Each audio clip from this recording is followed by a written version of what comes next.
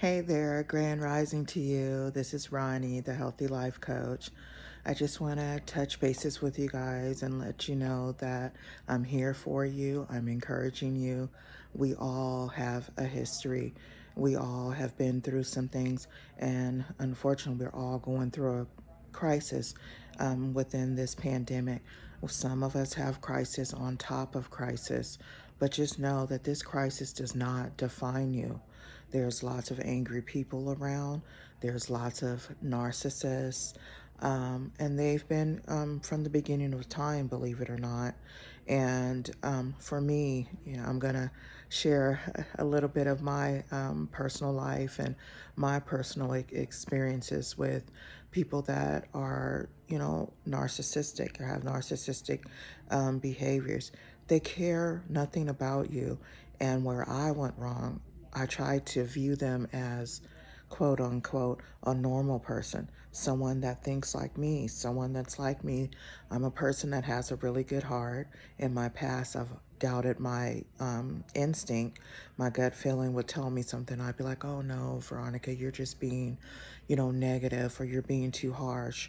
But now, at the age of 50 and a little before 50, I've begun to listen to my instincts. I take time and meditate on, before I make drastic decisions. If my instinct tells me that, something is not right, I tend to, back up and think about it. Whereas before, I was trying to wear too many hats. I was that people pleaser. I was that person trying to please everyone, make everybody happy, be available for everybody, day or night. Yeah, barely sleeping, it led me into what my doctor calls adrenal insufficiency.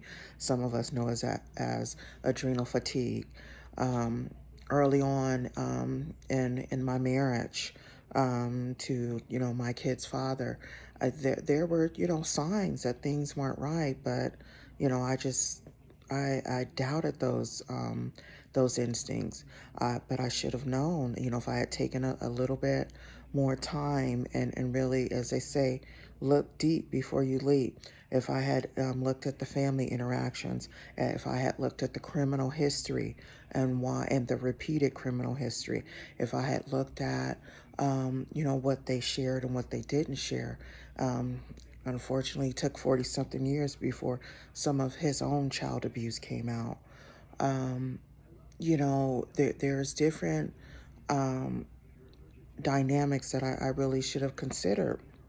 And I'm here to tell you, it's not too late. Like they said, the Israelites, it took them 40 years when it should have took 3 days. Well, I guess I am a true Israelite because it took me 40 something years to realize, well, close to 40 something years to realize that, that particular person just wasn't right. That person didn't have my best interest.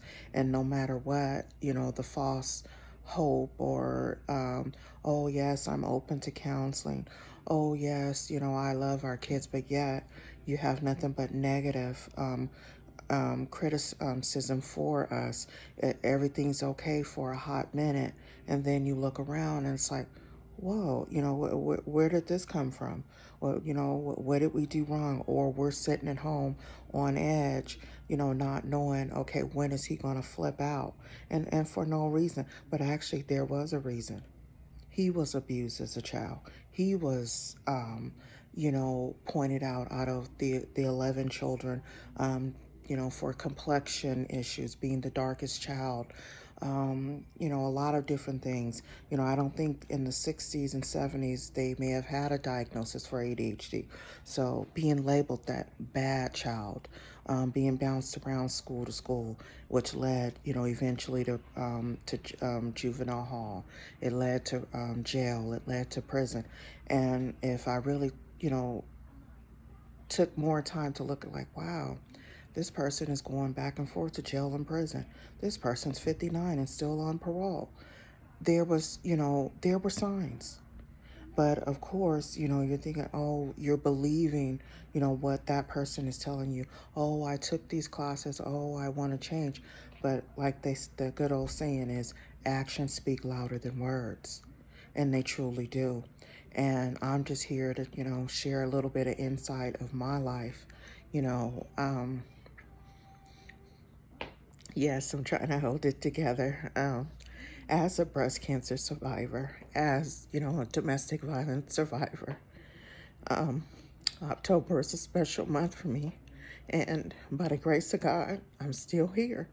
And my purpose is to, share my testimony and to help others and to let you know that God loves you, I love you, and there is hope. You keep believing in yourself. Don't believe those lies that narcissist is telling you because they are not true. Remember what they say. The devil comes to divide. He comes to, take your joy, steal your joy, break up your relationships, and so on. And one other point I want to share is, you have to, really rely on those instincts of your own.